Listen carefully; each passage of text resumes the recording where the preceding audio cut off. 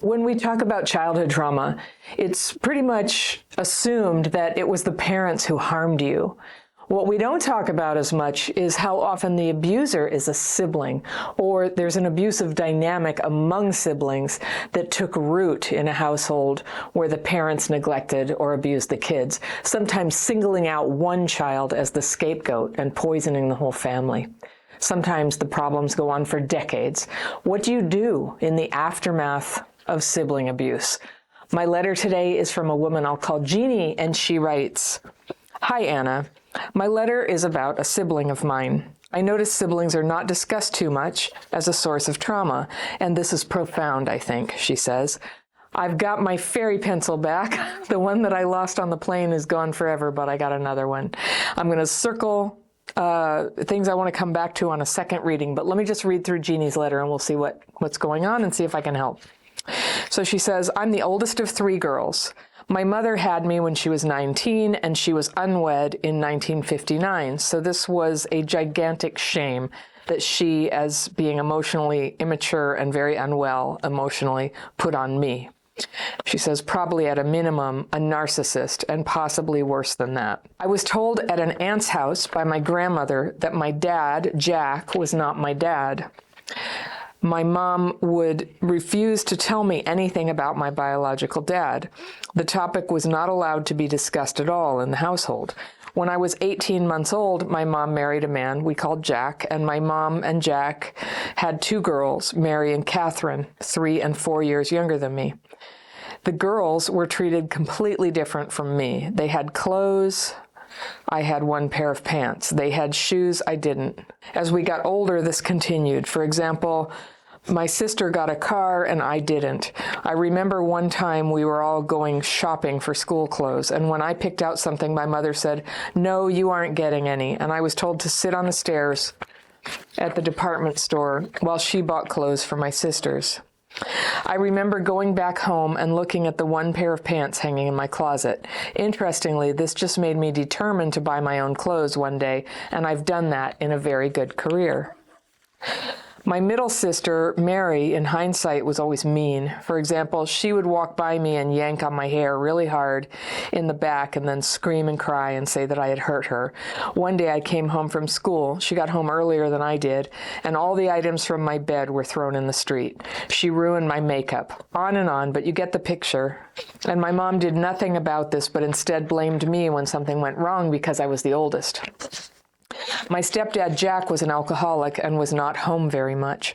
My mom was really frustrated with him and used to load all of us 3 girls into the car, drive us down to the bar, send me in the bar to get him out. I would go to the bar, sit there and drink a cup of coffee, and he would not even acknowledge me, and he would not come out of the bar. I don't remember interacting with him at all. I don't think we even had a conversation. He killed himself when I was 11, and my sisters were about 7 and 6. Then we moved. I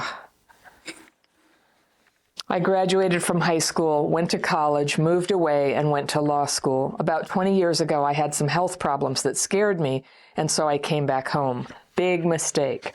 My mother was her same awful self, and I did a family cutoff 4 years ago. Very, very glad I did that. Same with my middle sister. What a witch she still is. But my youngest sister, Catherine, I think she's what is called the lost child. She was very quiet. We got along really well when we were at home as kids. I remember being at school, she in grade school and me in junior high, and I protected her. She never did anything mean to me, nor I to her. From the chaos of our house, we were all just trying to survive. When I went to college and then moved, I tried to maintain contact, but no one would come to the state where I lived, so I would always fly here, rent a car, and drive to her house. She had 2 girls, divorced, remarried, and had a son. She was in a long-term marriage. She was a stay-at-home mom. When I came back here for good, I tried and tried and tried to visit her, and I called her, and she would not call back. And I would ask my mom, "Where is Catherine? Why won't she call back? Is this her right number? Where does she live now? Why isn't she included?"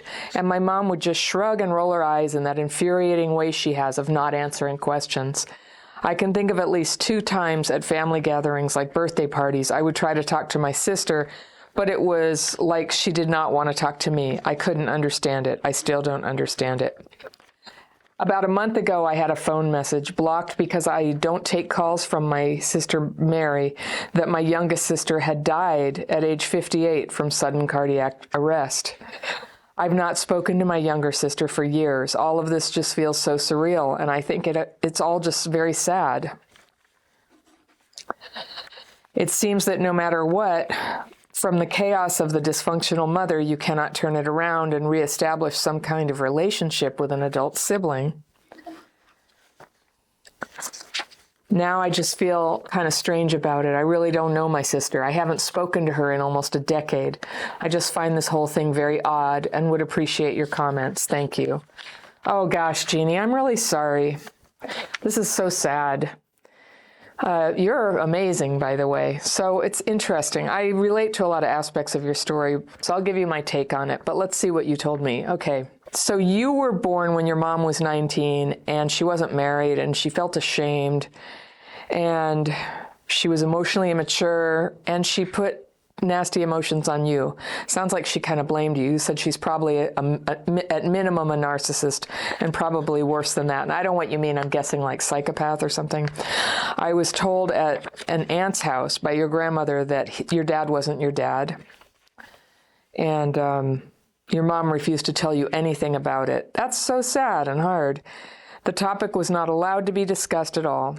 And when you were 18 months old, your mom married a man and had 2 more girls who were much younger than you, and they got treated differently. You know, I'm really sorry about that. That is almost inevitable when one parent comes into a marriage with an existing kid and then has more kids.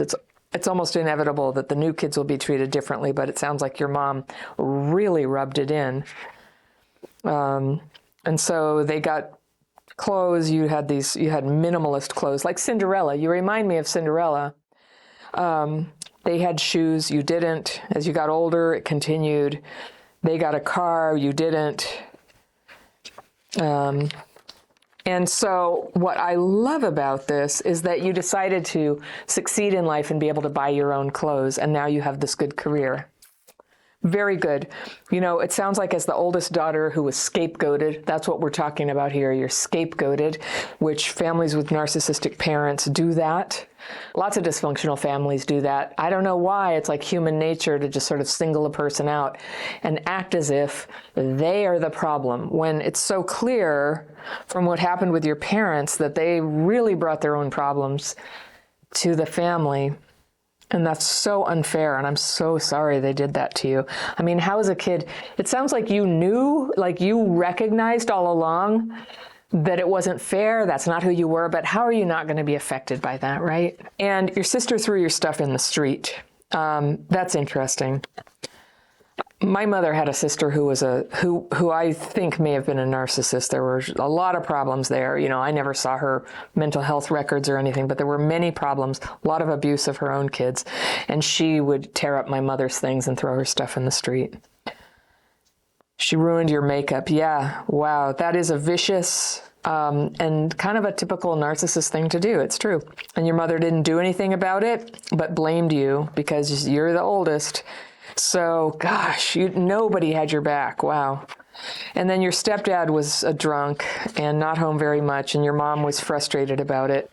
And, you know, not to excuse your mom's abuse of you, but living with him must have been hell for her and totally scary, especially back then when it would have been pretty difficult for a woman to be financially secure enough to leave a horrible person like that. And then he would just stay out drinking, and your mom would use you as a surrogate to go into the bar. Like, why you? Why not her? Was it some pride thing or something? That's just a classically sick, narcissistic parent, alcoholic dynamic of sending a kid into the bar to go get the drunk dad. And then he died. He took his own life. How horrible. And you sort of mentioned this just in passing, so I'm guessing that it was a relief or it didn't affect you very deeply, but I'm sure it was devastating on the whole dynamic of the family. But then you graduated, you went to college, you moved away, you became a lawyer. Awesome. That's a nice, tough job. I mean, like tough, like strong, right? And then you went home because of health problems, because maybe it'll be different now. That's what families are for, right? You know, when you need some help, go back to them. But you figured that out pretty quick, like no. And you cut off contact with your mom and your sister. But there's this youngest sister, and you called her the lost child in a family that has, this is the dynamic, as you know, but there's a scapegoat, that's you. And there's the golden child, and perhaps that was Mary, and the one that they can do no wrong in the eyes of the parents. And then there's the lost child who everybody just ignores, and they're quiet and they don't make trouble, and everybody goes, oh, they're just so nice. What a good kid. They never gave me any trouble. So that was that sister. We had all those roles in my family too. And my family has lost most of the people in it, but it's healing. And I would say that for a very long time, I did have a little turn as a golden child, but then not. Then I was the scapegoat. And now I feel like what's left of my family is healing, and nobody has to play these dumb roles anymore. And it's pretty cool, which is a miracle I didn't expect. But most of my life, it's been some weird thing. So you and your little sister got along well, and you never hurt each other, and you protected her, but she's not talking to you. Ouch. And this thing you described where you kept asking your mom, like, what happened? Where is she? Why isn't she calling me back? And your mom just nodded. I think what you're saying here is that it sounds like she knew that your sister's not speaking to you, and she knew why. And it's like their little secret. And that's awful that they ganged up on you like that. You tried to reach out to her a lot of times, and you tried to talk to her, and and she just wouldn't call you back. So this is what I'm guessing. I don't know what her relationship to the rest of the family was exactly, but she grew up in the same crazy dynamic. You know, her dad took his own life. She would have had a lot of trauma around that alone, let alone all the dynamics of everybody and all the trouble. But she was able to get married and have some kids, and I don't know if her family if that was like healthy, if she got a good thing going on. But I'll tell you what, when I got away from my family, there was a long period where I got very anxious when anybody made contact with me, only because they were connected to all that crazy stuff. And yeah, I was aware that some people were more trouble than others, but I needed to form my own identity away from it. I needed to be me and not be defined by it. And also there was a way that if you let one family member into your life, like it could let the other ones in who were trouble. And it was really a pattern that I'd be like making progress in my life, and then some member of the family who was really troubled would sort of make contact again, and it would have this way of like infecting my life with trouble. And I did not want any more trouble. I created my own trouble plenty, but I'm just wondering if that's what it is, if it's like she just needed to distance herself from all of it. Or, I don't know, maybe you did something, and I don't know if there's any way to find out. Maybe her husband or kids know something. Maybe that's worth pursuing. Maybe it's not. I don't think necessarily knowing these things is important, but if it troubles you, you might want to find out, like, what was that about, if you can. So then you found out that she died. And 58, that's like younger than me. That's terrible.